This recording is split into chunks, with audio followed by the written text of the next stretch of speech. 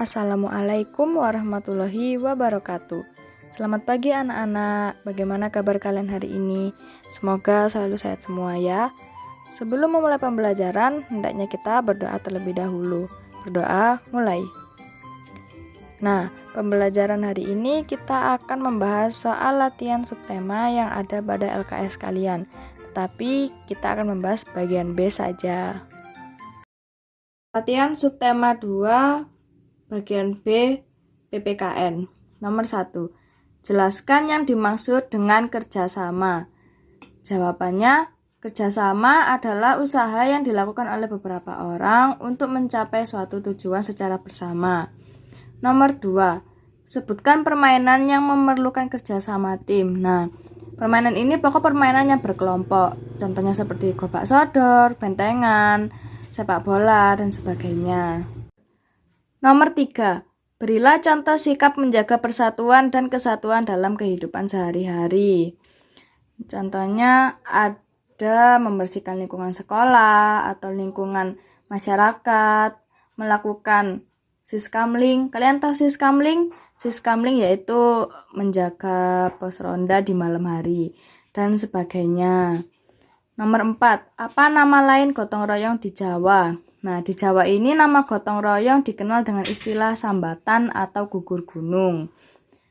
Nomor 5. Sebutkan sifat yang harus dimiliki ketika bekerja sama dalam keberagaman, yaitu toleransi, menghormati, menghargai, mementingkan kepentingan umum daripada kepentingan pribadi. Latihan soal bahasa Indonesia bagian B. Kalian untuk menjawab soal nomor 1 sampai 3, baca dulu paragraf yang ada di atas. Setelah kalian baca nomor 1, apa gagasan utama pada paragraf di atas?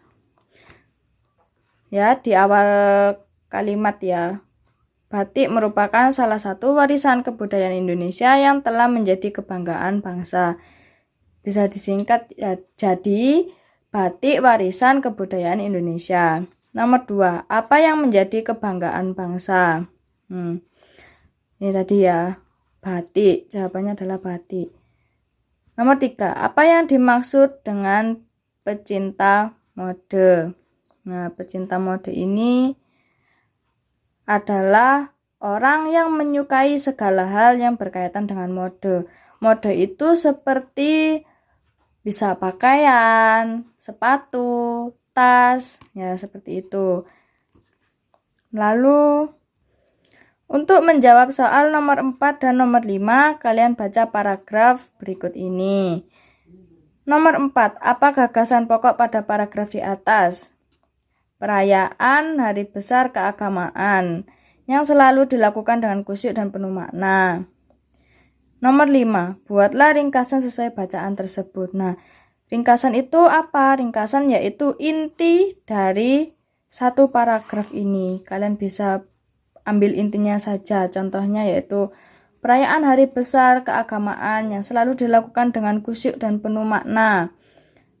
Lalu, apapun bentuk perayaan dari Hari Besar Keagamaan tersebut, para penganut agama dan keyakinan diharapkan untuk memaknai lebih mendalam hari besar tersebut.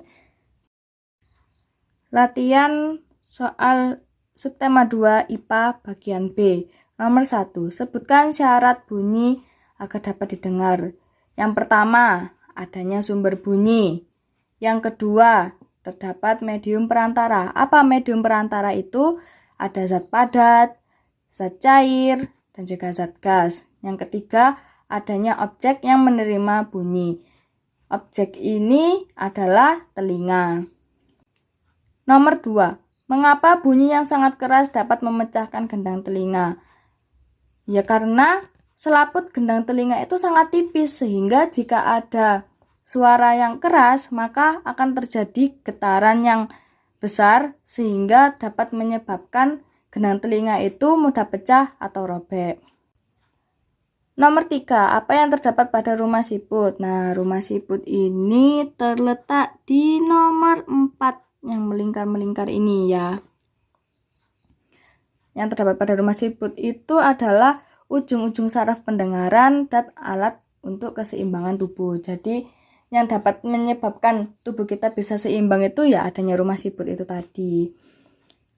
Lalu nomor 4, apa fungsi telinga bagian tengah? Untuk menerima suara yang ditangkap oleh telinga bagian luar. Nomor 5, sebutkan beberapa cara merawat telinga. Nah, yang pertama, harus membiasakan telinga agar dalam keadaan kering. Menghindarkan telinga dari benturan benda keras. Menghindarkan dari suara yang berisik. Membersihkan telinga dengan benda yang halus dan bebas kuman seperti cotton bud itu ya. Nah, lalu ada ketika telinga sakit harus pergi ke dokter. Dokter mana? Dokter THT. Latihan subtema 2 IPS bagian B nomor 1. Sebutkan pasal-pasal dalam Undang-Undang Dasar 1945 yang mengatur tentang kebebasan beragama. Nah, diatur dalam UUD 1945 pasal 28E ayat 1 dan 29 ayat 2. Kalian bisa lihat di buku Undang-Undang Dasar yang kecil itu ya jika punya. Nomor 2. Mengapa Mapuya disebut sebagai Indonesia Mini?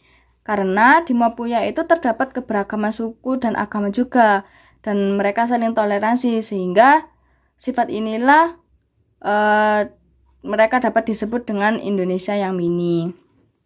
Nomor 3. Sebutkan arti penting bekerjasama dalam keberagaman agama agar dapat mempererat persatuan dan kesatuan, meningkatkan kerukunan antar umat, menciptakan kehidupan yang tenang, aman, damai dalam kehidupan bermasyarakat. Nomor 4. Sebutkan sikap yang harus dijunjung tinggi demi persatuan dan kesatuan dalam keberagaman agama. Toleransi dan saling menghormati. Nomor 5. Mengapa kita tidak boleh memaksakan suatu agama atau kepercayaan kepada orang lain? Karena kepercayaan dan agama itu ada hubungannya antara pribadi dan Tuhan, sehingga masing-masing orang mempunyai hak untuk memilih apa agama yang mau mereka anut, dan orang lain tidak boleh memaksakan untuk menyuruh orang ini harus masuk ke agama kepercayaan mereka. Latihan subtema 2 seni budaya bagian B nomor 1. Apa fungsi pola lantai pada tari? Yaitu untuk mengatur posisi dalam sebuah ruang gerak ketika akan melakukan suatu tarian. Nomor 2. Apa jenis tari yang menggunakan pola lantai vertikal? Di bacaan sudah ada ya, yaitu tari klasik. Nah, nomor 3. Bentuk pola lantai apa ini? Yaitu garis lengkung atau lingkaran. Nomor 4. Sebutkan peran iringan tari. Yang pertama, untuk menunjang tarian yang dipentaskan agar memperkuat keutuhan dalam penyajian tari tersebut. Yang kedua, pengiring tarian. Yang ketiga, untuk menguat suasana agar tarian yang dibawakan itu terlihat karakternya itu seperti apa. Tujuan dari tari seperti apa gitu. Nomor 5, jelaskan yang dimaksud iringan eksternal. Eksternal ini artinya yaitu dari luar. Nah, berarti iringan eksternal ini adalah iringan yang berasal dari luar penari, yang berupa bunyi-bunyian atau suara yang berasal dari alat musik atau instrumen.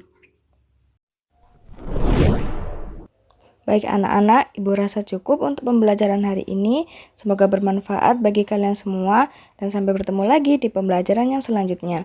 Wassalamualaikum warahmatullahi wabarakatuh.